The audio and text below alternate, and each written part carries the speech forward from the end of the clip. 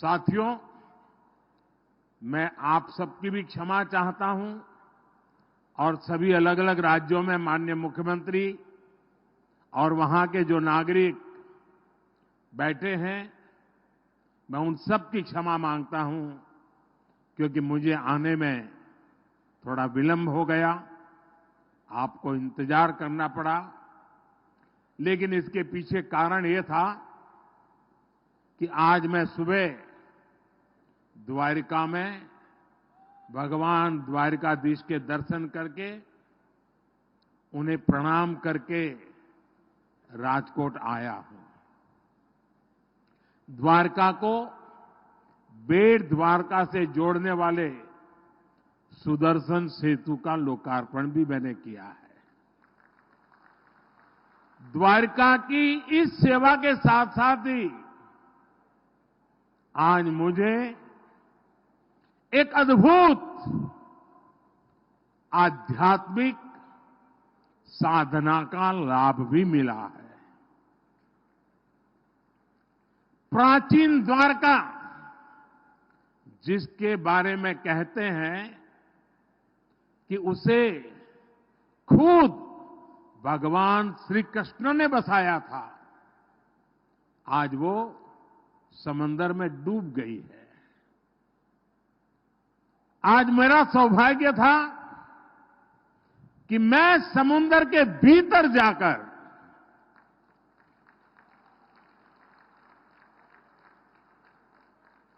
बहुत गहराई में चला गया और भीतर जाकर मुझे उस समुद्र में डूब चुकी श्री कृष्ण वाली द्वारिका, उसके दर्शन करने का और जो अवशेष हैं उसे स्पर्श करके जीवन को धन्य बनाने का, पूजन करने का, वहां कुछ पल प्रभु श्री कृष्ण का स्मरण करने का मुझे सौभाग्य मिला। मेरे मन में लंबे अरसे से ये इच्छा थी कि भगवान कृष्ण की बसाई उस द्वारिका भले पानी के भीतर रही हो, कभी न कभी जाऊंगा, मत्था टेकूंगा। और वो सौभाग्य आज मुझे मिला। प्राचीन ग्रंथों में द्वारका के बारे में पढ़ना, पुरातत्वविदों की खोजों को जानना, ये हमें आश्चर्य से भर देता है।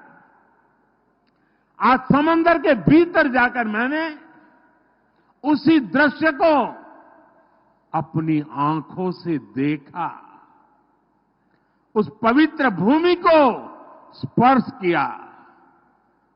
मैंने पूजन के साथ ही वहां मोर पंख को भी अर्पित किया। उस अनुभव ने मुझे कितना भाव विभोर किया है, इस शब्दों में बताना मेरे लिए मुश्किल है। समंदर के गहरे पानी में मैं यही सोच रहा था कि हमारे भारत का वैभव, उसके विकास का स्तर कितना ऊंचा रहा है। मैं समुद्र से जब बाहर निकला तो भगवान श्री कृष्ण के आशीर्वाद के साथ साथ मैं द्वारिका की प्रेरणा भी अपने साथ लेके आया हूं। विकास और विरासत के मेरे संकल्पों को आज एक नई ताकत मिली है, नई ऊर्जा मिली है। विकसित भारत मेरे लक्ष्य से आज दैवीय विश्वास उसके साथ जुड़ गया है।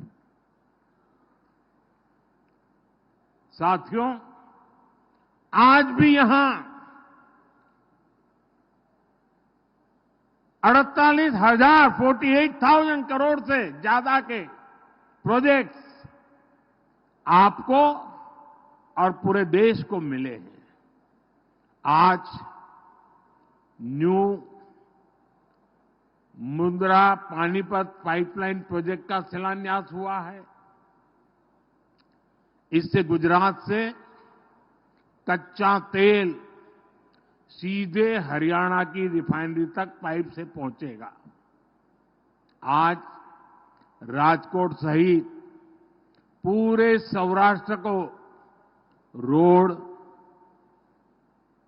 उसके ब्रिजेज, रेल लाइन के दोहरीकरण, बिजली, स्वास्थ्य और शिक्षा सहित अनेक सुविधाएं भी मिली है। इंटरनेशनल एयरपोर्ट के बाद अब एम्स भी राजकोट को समर्पित है और इसके लिए राजकोट को, पूरे सौराष्ट्र को, पूरे गुजरात को बहुत बहुत बधाई।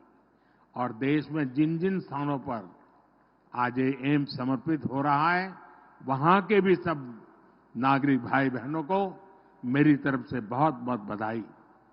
साथियों, आज का दिन सिर्फ राजकोट और गुजरात के लिए ही नहीं, बल्कि पूरे देश के लिए भी ऐतिहासिक है। दुनिया की 5वीं बड़ी अर्थव्यवस्था का हेल्थ सेक्टर कैसा होना चाहिए, विकसित भारत में स्वास्थ्य सुविधाओं का स्तर कैसा होगा, इसकी एक झलक आज हम राजकोट में देख रहे हैं। आजादी के 50 सालों तक देश में सिर्फ एक एम्स था और वो भी दिल्ली में। आजादी के 7 दशकों में सिर्फ 7 एम्स को मंजूरी दी गई, लेकिन वो भी कभी पूरे नहीं बन पाए। और आज देखिए, बीते सिर्फ 10 दिन में, 10 दिन के भीतर भीतर 7 नए एम्स का शिलान्यास और लोकार्पण हुआ है। इसलिए ही मैं कहता हूं कि जो 6-7 दशकों में नहीं हुआ, उससे कई गुना तेजी से हम देश का विकास करके देश की जनता के चरणों में समर्पित कर रहे हैं।